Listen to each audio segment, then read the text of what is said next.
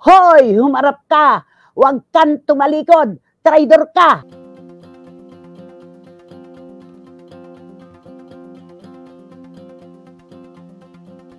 Nag-react ang showbiz columnist na si Christopher Min sa patutsada umano sa kanya ni Vice Ganda sa episode ng It's Showtime nitong Huwebes. Sa isang segment kasing medyos-medyos ng nasabing non-time show, may isang contestant na ang pangalan ay Christy. Sa panibagong episode ng Christopher Min nitong Biyernes, nakarating daw kay Christopher Min ang naging patutsada ni Vice Ganda sa kanya. Wala mang nabanggit kung sinong Christy ang tinutukoy ng kapamilya star. Alam daw mismo ni Christy na siya ang pinapatamaan nito. Nauna na ring binanggit ni Christy na ilang beses na rin daw nilang hindi pinapansin ang bawat pagbira umano sa kanila ni Vice Ganda. Sunod-sunod pa ang patutsada ng showbiz columnist na si Christopher Min kay Vice Ganda matapos umano siyang paringgan nito sa It's Showtime. Ipinaliwanag pa ng showbiz columnist na hindi siya nagsisinungaling tungkol sa naging issue ni Vice Ganda at partner nitong si Ian Perez na naging sanhi ng pagkakasunspindi ng non-time show ng 12 araw. Bukod dito, tila na question din ni Christy ang kasarian ng kapamilya star.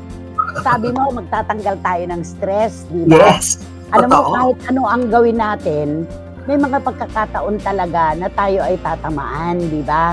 Na tayo ay hindi makapagtitigil at tayo makapagsasalita, lalo na kung nagmamalabis na yung mga nagpapasaring, di ba? Totoo naman. Alam mo, Romel, sa maraming pagkakataon po mga kapatid, pinalalampas lang po namin ang mga bira sa amin, itong si Vice Ganda. Yung tinawag po niya kaming tatlo ni na Wendell na mga tsaka. Noon po ay gusto na naming sabihin na hiyang-hiya naman po kami sa kanya pagkaganda-ganda niya.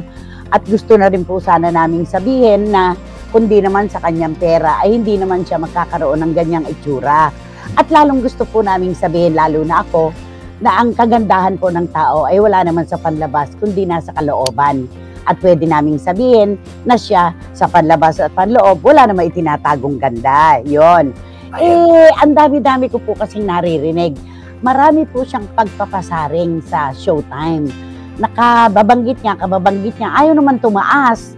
Ayaw naman tumaas na rating ng kanilang programa. Sabi niya, milyon-milyon ang kanyang subscribers. Pero bakit tinatalo pa sila ng kabila? Diba? Yung kanyang network. Diba? Yung Eat Bulaga. Hindi nyo talaga matatalo ang EAT. Ang masakit kasi kay Vice Ganda, kapag kinuwantara mo siya, kalaban mo siya. Kalaban ka niya. Kapag medyo pinitik mo yung hindi niya kagandahang ginagawa, kaaway ka na niya. Ang sabi niya kahapon doon sa contestant, nagpadala sa akin ng ang isang kaibigan ng video, at mas lalo kong manaintindihan nung tutukan ko na ang vlog ng ating kapatid na vlogger na si Batang Maynila to. Doon ko mas naintindihan. At saka yung mga text na nakarating sa akin. Meron silang contestant, ang pangalan ay Christy. Tapos na yun nakausapin nila at interviewin, nakabalik na doon sa kanyang hanay. Pinabalik pa niya. At ang tanong niya, bukod, ano yung Ang tanong niya na yun, ano ang ginagawa mo bukod sa paggawa? Hindi, anong pinagkakaabalahan mo bukod sa pagsisinungaling? Yun ang eksakto. Nagulat yung babae. Kasi hindi naman sila magkakilala. Ano naman na isasagot ng babae na pagsisinungaling? Hindi siya makakonect dun sa sinabi ni Vice. Diba? Umariba na agad ang kanya mga trolls. Ang sabi nila, hindi raw ako yung pinatatamaan. Okay lang yon.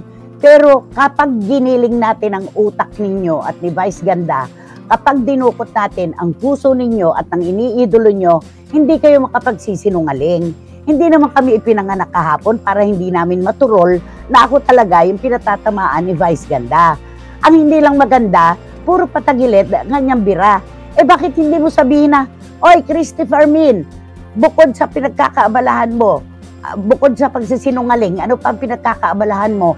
Ako diretso ko nasasabi sa kanya na mayabang siya. Diba? Na wala ka man lang makitang pagpapakumbaba sa kanya. Diretso ko nasasabi yun. Ba't hindi rin niya ako diretsuhin? Pwede naman. Hindi yung magtatago pa siya sa saya ng ibang tao, gagamit pa siya ng ibang tao para lang makaganti. Parang gano'n. Bingador. Bakit hindi mo diretsuhin? Yun lang naman ang hindi maganda doon, di ba? Alam mo, hindi ko na dapat papatulan pa yan Kaya lang isang sorority sister ko na may mataas na posisyon sa ating pamahalaan na hindi ko na pangalanan, ang nagsabi sa akin ng ganito, "Sis, I know you don't welcome negativity.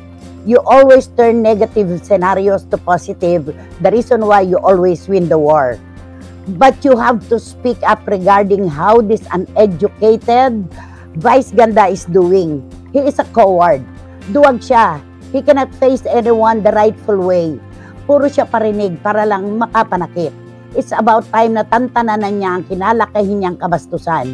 Just a piece of advice. Thanks." Yan ang sabi niya. At kanina, syempre si Lara May Abrigo, hindi natin po pwedeng, hindi siya po pwedeng hindi kumibo, dahil kasi talagang, alam mo naman, ang mga CFMers natin, meron siyang mga trolls, abay meron din naman po kaming mga nagmamahal na taga-suporta na hindi kami pinababayaan sa anumang laban at giyera. Ang sabi ni Lara May Abrigo, maraming beses na rin niyang naririnig ang pagpaparinig. Pero totoo po yung sinabi ni Batang Maynila to, it's pagkatapos pong inilabas yung suspension ng MTRCB laban sa Showtime, hindi na po namin siya pinag-usapan. Kayo po ang saksi, kayo po ang tumututok sa ating programa. Siya ba ay amin pang pinag-uusapan? Wala. Hindi na talaga. Pero pagkatapos nun, sige pa rin siya sa kapaparinig na kahit walang pangalan, alam mo naman na ako yung kanyang tinutukoy, di ba? Eto lang po naman yon. Kung lalaban ka, dapat parehas. Kung ikay magagalit, dapat ay ituro mo yung tao kung sino man yung gusto mong patungkulan. Hindi yung kung ano-ano pinagsasasabi mo, para lang hindi natutuwa ang tao sa ganoon.